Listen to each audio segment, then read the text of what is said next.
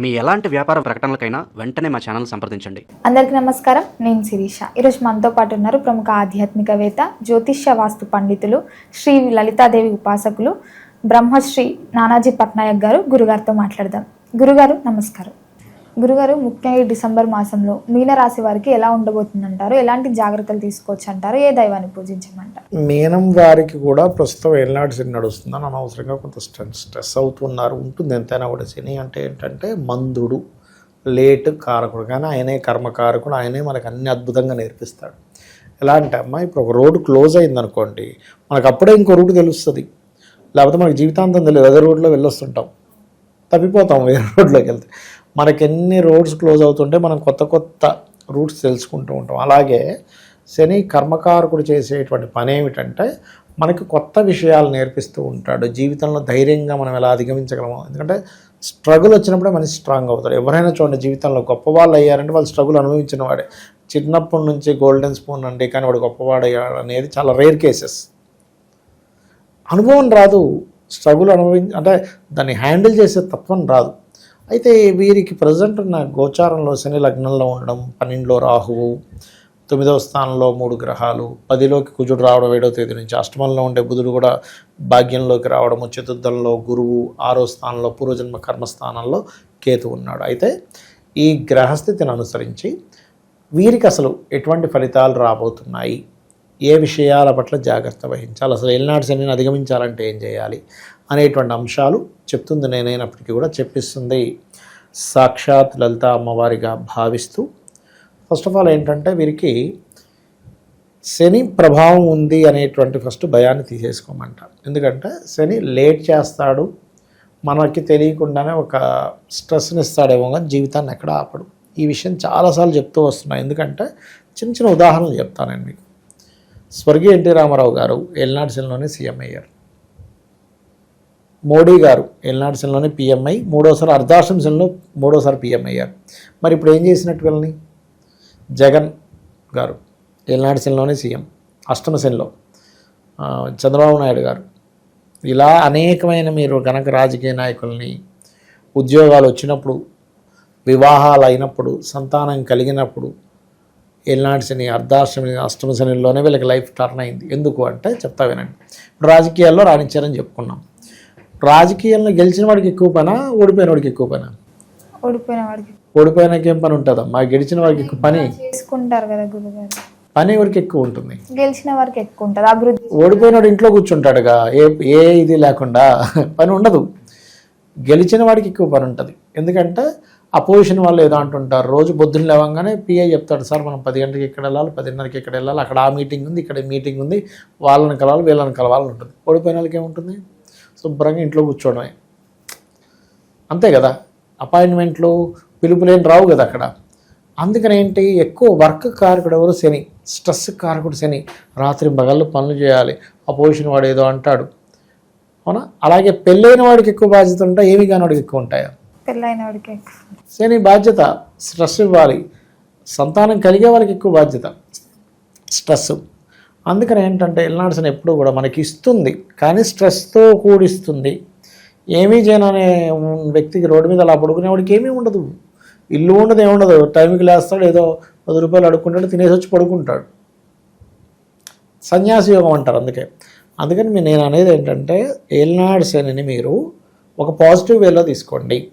Okay, నేను ఒక విషయం నేర్చుకోబోతున్నాను, కాకపోతే ఏళ్ళనాటి శని సమయంలో పాజిటివ్ వేలో ఎవరైతే తీసుకుంటూ మధ్యాహ్నం నిద్రపోకుండా, శనిలో మెయిన్గా తీసుకోవాల్సిన ముఖ్యమైన జాగ్రత్తలు కొన్ని ఉంటాయి. మధ్యాహ్నం నిద్రపోకూడదు. యువకులు, ముసలి వాళ్ళు, చిన్నపిల్లలు, స్త్రీలు వేరు. వాళ్ళు పొద్దున్న లేస్తారు, లేకపోతే వాళ్ళకి నిద్ర సరిపోద్ది, దట్ ఈస్ డిఫరెంట్ కేసు. రోగగ్రస్తులు వేరు. మధ్యాహ్నం నిద్రపోకూడదు.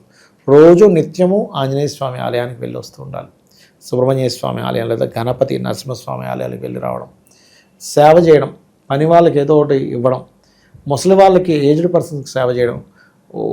ఏజ్డ్ ఇవి ఉంటాయి, ఏజ్ హోమ్స్ ఉంటాయి కొన్ని, అలా అక్కడికి వెళ్ళి అక్కడ వాళ్ళకి ఏదో కొంత వాళ్ళని ఏంటంటే ఓల్డ్ ఏజ్ హోమ్స్కి వెళ్ళి అక్కడ ఏదైనా చేయడం చేస్తుంటారు. అప్పుడు ఇబ్బంది ఉండదు. అయితే వీరికి వీళ్ళ డ్రీమ్ హౌస్ కట్టుకుంటారు చెప్పాలంటే, కానీ ఏదైనా ప్రాపర్టీ తీసుకునేటప్పుడు పార్ట్నర్షిప్స్లో తీసుకోవడం వల్ల వచ్చేటువంటి చిన్న చిన్న గలాటాలు వస్తుంటాయి. అది కొద్దిగా చూసుకోవాలి. వీరికి కొంచెం ఉద్యోగం విషయంలో స్ట్రెస్ ఎక్కువగా ఉంటుంటుంది ఫస్ట్ వీక్ తర్వాత నుంచి. లాంగ్ జర్నీస్ పెరుగుతూ ఉంటాయి. ఫైనాన్షియల్ గ్రోత్ ఉంటుంది, కానీ ఆ ఫైనాన్స్ కూడా చేస్తున్న ఉద్యోగంలో వాళ్ళు ఆపడం శాలరీని. కొంతమంది చూడండి కొన్ని జాబ్స్లో ఈ మనకి లాభాలు లేవండి, ఆపుదాం, నెక్స్ట్ వీక్ చూద్దాం, నెక్స్ట్ మంత్ చూద్దాం అంటూ ఉంటారు. అలా కొంత ప్రొలాంగ్ అవుతూ ఉంటుంది, ఎందుకంటే సెకండ్ లార్డ్ శని దృష్టిలో ఉన్నాడుగా. అందుకని సంతానాన్ని విదేశాలకు పంపించాలనే ప్రయత్నం ఫలిస్తుంది. నిత్య జీవితంలో 6వ స్థానంలో కేతు ఉన్నందుకు, లగ్నంలో శని ఉన్నందుకు స్లో అవుతూ ఏదో ఒక బ్రేక్స్ ఏర్పడుతుంటాయి. అలాంటప్పుడు వీళ్ళు బయలుదేరే ముందు ఓం చండికాయై నమః, ఓం మహాగణాధిపతయే నమః అని మంత్రం చేస్తూ ఉండాలి. ఈ రెండు ఎవరైతే పాటిస్తూ చేస్తూ ఉంటారో ఖచ్చితంగా వీరికి బాగుంటుంది, అందులో ఎటువంటి సందేహం లేదు. అయితే ఎప్పుడూ కూడా లగ్నంలో శని సంచరిస్తూ ఏలినాడు శని నడుస్తుంది కాబట్టి ఏ జాబ్ వచ్చినా వీళ్ళు చేసేసేయాలి ఫస్ట్. లేదు నాకు 2 లక్షల జాబే కావాలి, ఈ ₹1,00,000 జాబ్ ఎవరు చేస్తారంటే ఇంకో 2 నెలలు ఖాళీగా ఉంటాడు. కాబట్టి ఏ జాబ్ వచ్చినా చేయాలి. ఖాళీగా ఉన్న కొద్దీ ఏలినాడు శని ప్రభావం పెరుగుతూ ఉంటుంది. హోమాలకి ఎక్కువ అటెండ్ అవుతుండాలి, గోవులకి బెల్లం తినిపిస్తూ ఉండండి, ఖచ్చితంగా బాగుంటుంది. గురుగారు, ఇంతవరకు మనము గోచార జాతకాల గురించి చెప్తున్నారు. సో వ్యక్తిగతంగా మన జాతకాలని ఎలా తెలియజేస్తారు గురుగారు? ఏం లేదమ్మా, ఫస్ట్ ఆఫ్ ఆల్ గోచార ఫలితం ఈజ్ ఇప్పుడు మార్కెట్ ఎట్లా ఉంది, బయట వాతావరణం ఎలా ఉంది అలాంటిది. పర్సనల్ చార్ట్ ఈజ్ మనము కంప్లీట్గా ఈ జీవుడు. ఇప్పుడు ఎగ్జాంపుల్ ఇక్కడ నుంచి నేను ఒక అమీర్పేట వెళ్ళాలి, ఆటోలో వెళ్ళొచ్చు, కారులో వెళ్ళొచ్చు, మెట్రోలో వెళ్ళొచ్చు, ట్రైన్లో వెళ్ళొచ్చు, ఉదాహరణ చెప్తున్నా. రకరకాల మార్గాల ద్వారా వెళ్తా, బైక్ మీద వెళ్తా. అసలు నేననేవాడిని శక్తి లేదు, నాకు జ్వరం వచ్చింది, ఎలా వెళ్తా? మన నీరసంగా ఉంది, నేను వెళ్ళలేనంట. అంటే ఇన్ని ఉన్నాయి, కానీ అదే గోచారంలో ఇప్పుడు క్యాబులు బంద్ అయ్యాయి, ఆటో ఆప్షన్ ఉంటుంది. ఆటోలు కూడా తిరగట్లేదు, ఫ్రెండ్ బైక్ వేసుకొని వెళ్ళొచ్చు, నా బైక్ ఉంటే వెళ్ళొచ్చు. అవునా? అంటే ఏదో ఇంకొక ఆప్షన్లో మనం వెళ్తాం, గోచారం సరిగ్గా ఉండాలి. కానీ మనమే సరిగ్గా లేకపోతే అసలు ప్రయాణమే జరగదు. అలాగే పర్సనల్ చార్ట్ ఈజ్ మనం పుట్టినప్పుడు ఏ గ్రహాలు అయితే ఎక్కడెక్కడ ఉన్నాయి, మనం పుట్టినప్పుడు ఉండేటువంటి లగ్నం ఏమిటి, నక్షత్రం ఏమిటి, దశలే నడుస్తున్నాయి, ఎటువంటి యోగాలతో జన్మించాము, ఇవన్నీ ఎలా జరుగుతాయంటే పూర్వజన్మల్లో మనం చేసుకున్న కర్మ ఆధారంగా ఇవన్నీ ఏర్పడతాయి. అంటే మనం మంచి రాయల్గా ఉండే ఇంట్లో, మంచి తల్లిదండ్రులు, మంచి వాళ్ళతో పుట్టామంటే లగ్నం బాగుందని అర్థం. మంచి సంపాదన, కొంతమంది చోటు పెద్దగా చదవకపోయినా బాగా సంపాదిస్తారు, లక్షల కోట్లు సంపాదించేస్తున్నాడు. తీరా చూస్తే 7వ తరగతి చదువుకున్నాడు. నేను చూసే ఒక జాతకం 3వ తరగతి చదువుకున్నాడు. ఆయన సంతకం కూడా పెట్టరని రాజు, నెలకు ₹1,00,00,000 సంపాదిస్తున్నాడు. ఎట్లాగంటే అంతే ధనయోగం ఉంది, సంతకం కూడా పెట్టరని రాదు ఆయనకి. పెద్ద ఏజెన్సీ నడిపేస్తున్నాడు. ఏం చేస్తాం? అంతే. అంటే అతనికి టీము అంత అలా కుదిరారు. అలా ఏంటంటే ధనయోగాలు బాగుంటే, ఇక్కడ ధనయోగాలు బాగుండడం ఒక ఎత్తు, ఎందులో ధనయోగం ఉందో తెలుసుకోవడం ఒక ఎత్తు. మన పర్సనల్ చార్ట్లో అసలు మీకు ధనయోగం ఎందులో ఉందో తెలుసుకుంటే మీరు తత్ సంబంధించినటువంటి ఎడ్యుకేషను, సంబంధించిన వ్యాపారం చేస్తే ఆటోమేటిక్ కలిసి వస్తుంది. ఇక మనం ఎప్పుడు మనకి డబ్బులు ఇబ్బంది వస్తుందంటే మనకి కలిసి రాని దాంట్లో మనం వేలు పెడతాము, అది మీకు కలిసి రాదు. ఎలా వస్తుంది? ఇప్పుడు భూమి లోపల ఇక్కడ వాటర్ పడతాయంటే అక్కడే తవ్వాలి, ఇంకో దగ్గర తవ్వుతే ఏమవుతుంది? శ్రమ, ధనం వేస్ట్, శ్రమ వేస్ట్. ఎలాగో ఇది కూడా అంతే. అలాగే కొంతమందికి అన్నదమ్ములతో గొడవలు ఉంటాయి. ఎందుకు ఉంటాయి అంటే మీరు పూర్వజన్మలో చేసిన అన్నదమ్ములతో, నక్కచెల్లెలతో చేసిన గొడవలు ఈ జన్మలో కర్మ రూపంలో వస్తుంది. అలాగే ఏం చదువుకోవాలి, అసలు ఏ దిశలో మీరు ఇల్లు కట్టుకుంటే మంచిది. ఆల్ డైరెక్షన్స్ ఈజ్ గుడ్, కానీ ప్రతి ఒక్కరికి ఒక డైరెక్షన్ మీకు అద్భుతమైన యోగాన్ని ఇస్తుందని ఉంటుంది. అది తెలుసుకోగలరు, అది పర్సనల్ చార్ట్లో తెలుస్తుంది. అలాగే సంతానం అభివృద్ధి అవ్వాలంటే ఏం చేయాలి, సంతానం ఎందుకు లేట్ అవుతున్నారు, ఎలాంటి సంతానం పొందుతారో మీరు ఇప్పటికిప్పుడు జాతకం ఇస్తే ఎవరిదైనా, నాకు తెలియదు, మీ ఫోన్లో ఏదో ఒక నెంబర్ ర్యాండమ్గా తీసుకోండి. ఇప్పుడు మీరు ఫోన్ ఓపెన్ చేసి ఆయన్ని ఒక ర్యాండమ్గా కొట్టమంటే కొడితే వాళ్ళ సంతానం గురించి ఇప్పుడు చెప్పచ్చు. ఎలా ఉంటారు, అమాయకంగా ఉంటారా, లేకపోతే స్పిరిచువల్గా ఉంటారా, అగ్రెసివ్గా ఉంటారా, ఫ్యామిలీని వదిలిపెట్టి ఉండడానికి ఇష్టపడతారా, ఫ్యామిలీతో ఉండడానికి ఇష్టపడతారా, అన్నీ తెలుస్తాయి. అట్లా సంతాన అభివృద్ధికి ఏం చేయాలి, అసలు ఎప్పుడు వివాహం చేసుకుంటే మంచిది. ఇప్పుడు చాలామంది మ్యారేజ్ మ్యాచింగ్స్ చూసామండి కానీ డివోర్స్లు అయిపోతున్నాయి అంటాం కదా. కారణం ఏమిటి అంటే వాళ్ళు కేవలం మ్యాచింగ్స్ చూస్తారు, కానీ వాళ్ళకి సరైన సమయమా కాదో చూడరు.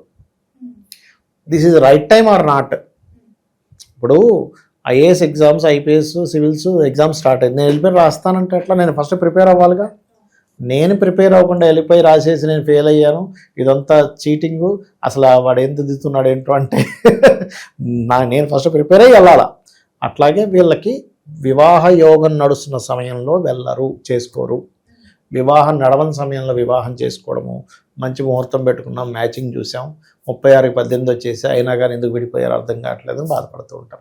అదేవిధంగా బిజినెస్ కానివ్వండి, జాబ్ కానివ్వండి, ఇన్వెస్ట్మెంట్స్ కానివ్వండి, విదేశాలకు వెళ్ళే యోగం కానివ్వండి, లైఫ్లో వచ్చేటువంటి అప్ అండ్ డౌన్స్ కానివ్వండి, ఇవన్నీ మన పర్సనల్ చార్ట్లో తెలుస్తాయి.